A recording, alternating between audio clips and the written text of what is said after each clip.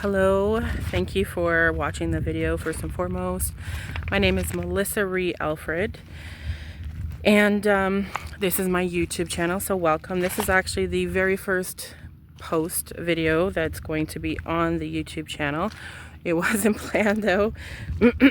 I have so many exciting things that I want to share with you, but just a little bit about myself.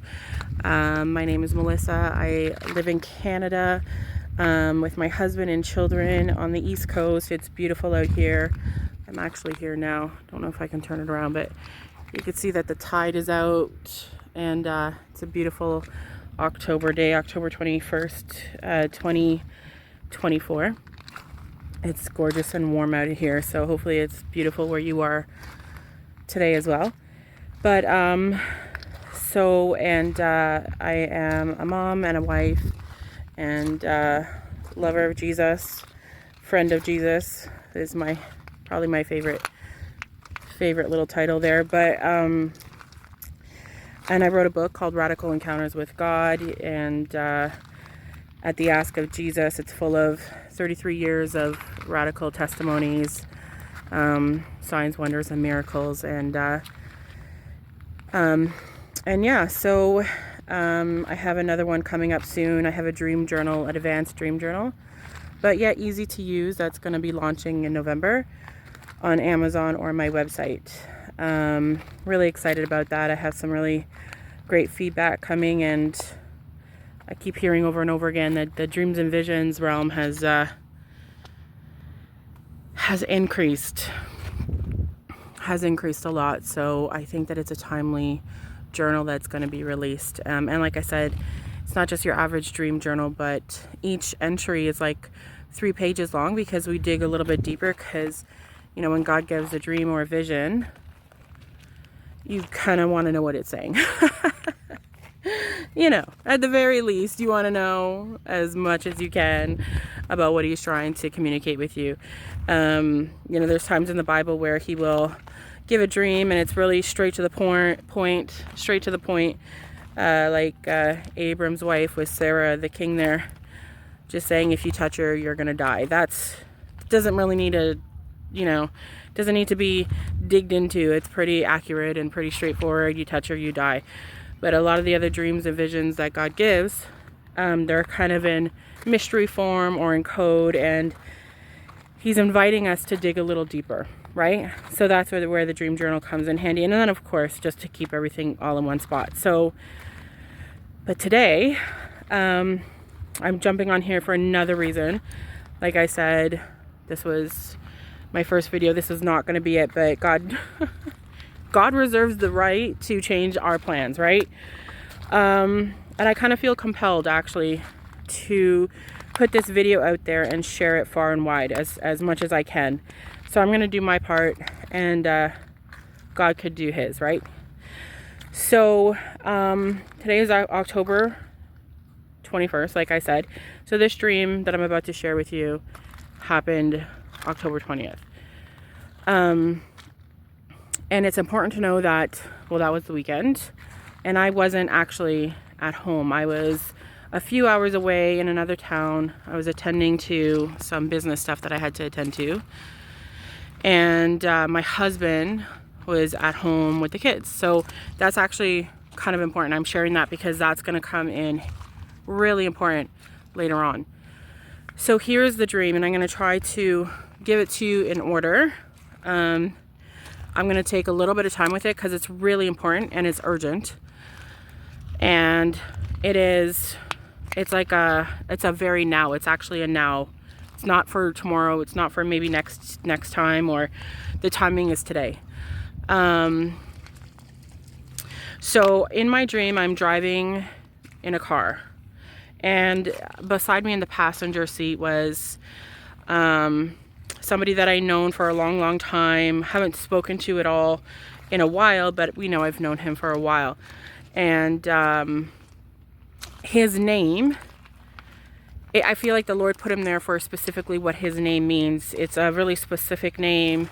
It's a Jamaican name, and I'll get to that later. But sometimes the Lord will drop people in my dreams, and probably yours as well, not because the dream is for them or about them necessarily, but he'll use the person's name, if that makes sense. So I'm at this stoplight here, and it's daytime.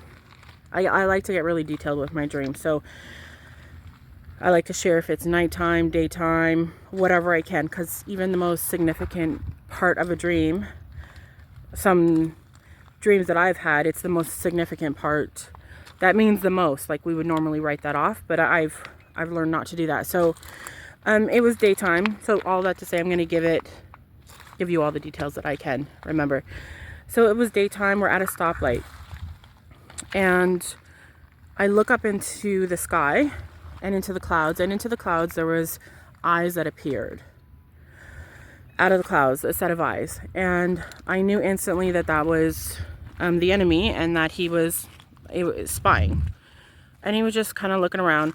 And then as the clouds were passing by, a couple more eyes popped up, so another couple of sets, so 3 sets of eyes making 6. And I knew that all the eyes were there to kind of like scope out. They were there to feel it out. They were kind of like checking things out in the spying sort of sense. And then the light turned green, and we started to drive. And then I looked up again in the sky, and all of a sudden in the clouds realm area, I saw this really evil looking face that I knew and I discerned was a principality. And I said to my friend, I said, do you see the face? Because not everybody was able to see it. And he said, yeah, I see it. And instantly, almost on cue, the both of us said, we rebuke you in Jesus' name. And the face started to vanish and distort, and then it disappeared.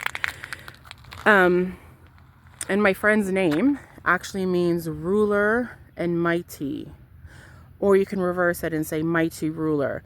So the fact that I was driving in a car, I believe the Lord in this instant, because we like to label things. Car means this, an airplane means that, but it's not necessarily how it goes. You have to lay out all the details of a dream or a vision on the table, and it's not going to mean the same thing necessarily every time. It's not 1 + 1 = 2 here.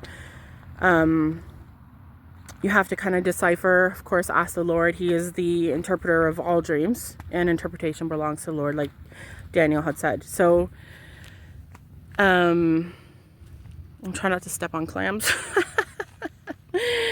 Such a gorgeous, woo! Wow, is that a pearl? That might be a pearl. Anyway, sidetracked. So so we rebuke this face, and it starts to dissipate. So as I'm driving the car in the dream, the car and me driving represents the authority, and that I'm not alone. I also have Jesus with me, who is the ruler over all, and he is mighty king, right? So I have the Lord with me. So that's what that represented. And then so this principality, which I still don't know much about, I just know that it's a principality, it starts to vanish. But in my spirit, as I'm driving, I kind of feel like this is not the end of it. I felt like, okay, like we did something, but there's going to be more to it. And so I turned down this road, kind of driveway looking thing, but it's headed towards like a school, like a university or campus or something like that. And I know that on the campus that they're having a conference. It wasn't necessarily the school that's having a conference, but it was this very large gathering. And as I'm driving down the very long driveway, if you've ever been to a campus, right? It's a long entry point to the actual building. All of the sky turns black. And I hear this principality come back, and he starts communicating with me, and he starts sharing with me his plan, and that he has a plan to roll out a sickness in the form of a plague. It's like a tester plague, a tester sickness. And then right behind it is another massive plague that's following behind the first plague that he has plans to roll out now. And then I also saw him say, or heard him say, sorry, that they're going to be flu-like symptoms. I know this sounds familiar with COVID, but this is, I'm just telling you the details as I have them and as they came to me, that they were flu-like symptoms. And one of the things I saw was that people were lying dead in their homes and in their living rooms and in their beds. They were so many people that just couldn't even get out of their house and make it to the hospital or get help. That it was so quick and so fast and so furious that they were just dying in their living rooms. And that in the dream stuck out as a major highlight. Like there's more emphasis on that. So I know the Lord was saying, pay attention here. Like this is a big deal. And so I was so concerned in my dream because I thought we don't find people like dead in their living rooms as a common normal thing because of flu symptoms or flu-like, situations. But in the dream, it was very clear that this was not only something that was going to happen, it was going to become a norm. Like it was normal to find Mr. So-and-so dead in his living room, and this guy and that neighbor and this one and that one. Like it wasn't just like a once in a while thing, it was a normal thing. So that was pretty disturbing to me in my dream. And then suddenly I was in the building where the school and at this conference, and I was the one speaking, but half the people had left. They said, we're waiting too long, but there was still like another half of people. There was like a remnant of people, and the Lord said, this is the church. And then I was speaking to the church, and I told them what I saw. And then as I was speaking to them and told them what I saw, the Lord had said to me, and I instructed it to the church. He said, for the next 20 days, you're going to pray against this principality of sickness and plague. And for me specifically, the Lord said, you're going to pray during the hours of 9 and 10 every single day in the morning, which I have to tell you is probably my most productive hour. Like I have, children, and I send them off to here and there. And so I don't have a ton of time. So I like to do a lot of things during the mornings before, the 3 o'clock hour comes around, and then you have to, switch gears and do other things. And sometimes I'm just tired because I have, younger, smaller children at the same time as older ones. And, I don't always get a lot of sleep. So I kind of like, rest for a moment, but I use that hour specifically just to try to get all the things checked off. But the Lord is asking me to give him my best hour for the next 20 days. And of course my answer is yes, because it's so specific and so severe. And the dream happened on October 20th, which was yesterday, and it is for the next 20 days. It's not like the Lord gave me, you hear that crash? It's not like the Lord said, soon or gave me like a time. There was no time to change up plans or prepare, or it was today, it was now, and that's okay because the Lord, we're his servants, so it's going to be just yes. As I'd rather fill my day with plans that the Lord has for me. That's what I want to do with life from here on out, right? There's so much goodness in that one. I'd rather, you understand what I'm saying? Like if the Lord asks to do something, then it's a yes. We don't need to negotiate or compromise. So I'm just trying to lay down the point that I had the dream, and then it was right now. This is today. So I woke up at like 7, but like at 9, you're going to spend your first day, 1 out of 20, you're going to spend it praying. And so that's what I did. And then I ended up calling my husband to tell him what happened. Again, going back to what I shared earlier, we're in 2 different locations. I ended up telling my husband about the dream, and my husband, all of us dream, right? It's just something that we do, but not all of us remembers our dreams. And my husband is just one of those people where he doesn't always remember his dreams. It's kind of sometimes or once in a while. And then he shared his dream with me, guys. And this is when I know that there's such a 911 urgent call for this. And we need to take this really, really serious. So his dream is, in his dream, he looks down at his feet and they're black with disease. And he looks down at his feet, and there was such an emergency that happened to him when he saw his feet. And he started to instantly pray. He said in the spirit, in his dream, he knew it was sickness, but he knew it was more than that. He said, I knew it was a plague. So here we are, two people, two different locations, having confirming dreams. And when God does something twice, like a double, it's like you can put all your chips in. You can bet your bottom dollar. It's a sure thing. It's a confirmation. It's a bearing of a witness. It's a very serious, no joke situation. And whether you're hearing this message, you know, a week from now or tomorrow or a couple days from now or even at the end, it doesn't matter. If you want to jump on the 20-day prayer, we're praying from October 20th to November 9th. You jump on day 7, day 8, it doesn't matter. There's a momentum that's happening in the spirit. And when we prayed in my dream and we rebuked this principality, something happened. And when I woke up and I was praying, the Lord was sharing to me, it's all effective. All of it is effective. But for the next 20 days, we're going to apply pressure. Because the enemy is going to try to stand up with this thing. It's a plan that he's had. He doesn't want it to go to the wayside. He doesn't want it to get destroyed. He's put some effort into it, right? He wants to kill, steal, and destroy. He wants to see people dead. He wants the plagues to come.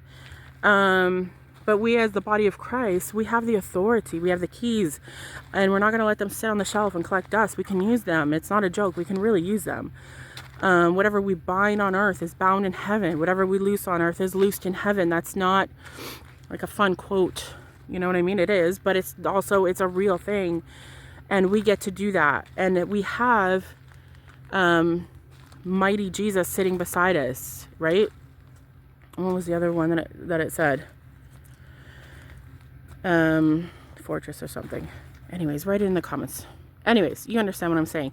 We have the fact that Jesus was sitting with me in the passenger seat as I was driving because I have the authority. He's saying the church has the authority to combat this plan of the enemy, right? This principality. And I understand sometimes we hear, you know, the word principality and powers and rulers and darkness and spiritual wickedness in high places. And I find that sometimes as the church, we're going to shrink back a little bit because we get a little bit fearful, right? Or we get a little bit timid. But, you know,